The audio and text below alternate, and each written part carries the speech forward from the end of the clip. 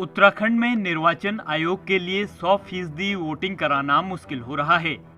आयोग ने 2024 के लोकसभा चुनाव में 75% वोटिंग का लक्ष्य रखा है। जब संयुक्त मुख्य निर्वाचन अधिकारी नमामि बंसल से पूछा गया कि निर्वाचन आयोग मतदान केंद्रों तक 100% मतदाताओं को पहुंचाने का लक्ष्य क्यों नहीं रख रहा है, तो उनका जवाब ये था।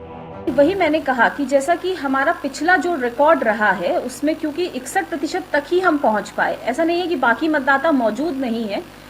जो समरी रिवीजन की कार्रवाई की जाती है जिसमें डिलीशन भी है और एडिशन भी है, तो डिलीशन भी बाकायदा बीएलओ द्वारा हाउस टू हाउस सर्वे करने के पश्चात इस कार्रवाई को किया जाता है।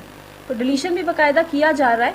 मतदाता है, परंतु कई बार ऐसा देखा जाता है कि एक उदासीनता की स्थिति होती है मतदाताओं में। अर्बन एपैथी हम देखते हैं, इवन हम यंग वोटर्स में भी एपैथी देखते हैं कि इसको जो चुनाव का दिन होता है उसको हम कई बार ये अपील भी करते हैं कि उसको बहुत ही एक लेजर की तरह ना लेकर के एक जिम्मेदारी के रूप में लें, एक नागरिक होने के कर्तव्य के रूप में लेते हुए बहुत सिंसियरली उस प्रक्रिया में प्रतिभाग करें।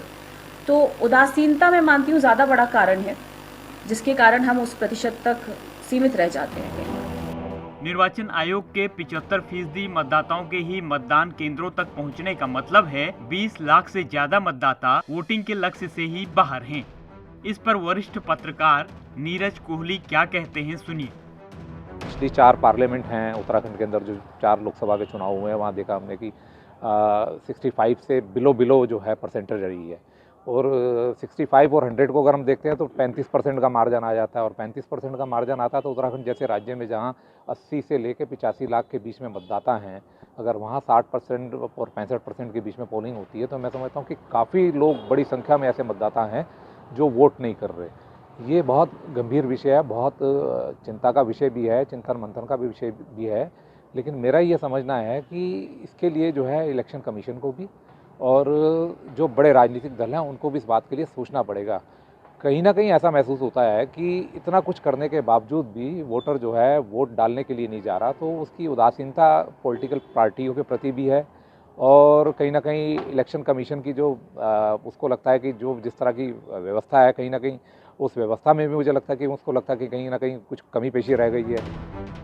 दरअसल निर्वाचन आयोग के 75% वोटर्स के मतदान स्थल पर पहुंचने के लक्ष्य के पीछे उत्तराखंड में पिछले 4 लोकसभा चुनावों के आंकड़ों का तर्क है।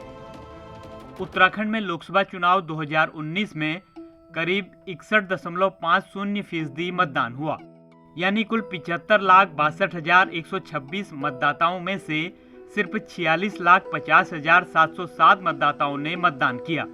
साल 2019 में 29 लाख लोगों ने चुनाव प्रक्रिया में हिस्सा नहीं लिया। साल 2014 के लोकसभा चुनाव में 62.15% मतदान हुआ, यानी 71,29,305 मतदाताओं में से 44,30,863 मतदाताओं ने ही मतदान किया।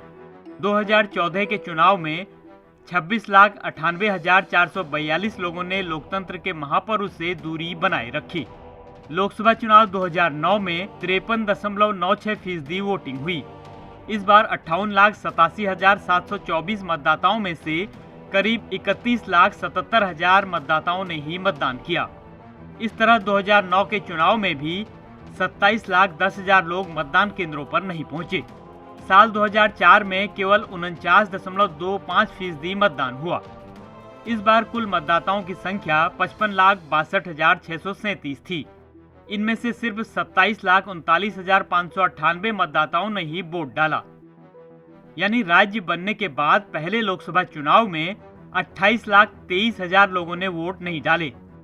उत्तराखंड में कम मतदान के कई कारण गिनाए जा सकते हैं, लेकिन सरकार और निर्वाचन आयोग को उन सारी बाधाओं को दूर करके 100% मतदान सुनिश्चित कराना होगा। तभी लोकतंत्र के पर्व चुनावों का असली मकसद हासिल होगा और प्रत्येक व्यक्ति की सरकार में भागीदारी सुनिश्चित होगी। ईटीवी भारत के लिए देहरादून से नवीन उनियाल के साथ डेस्क रिपोर्ट।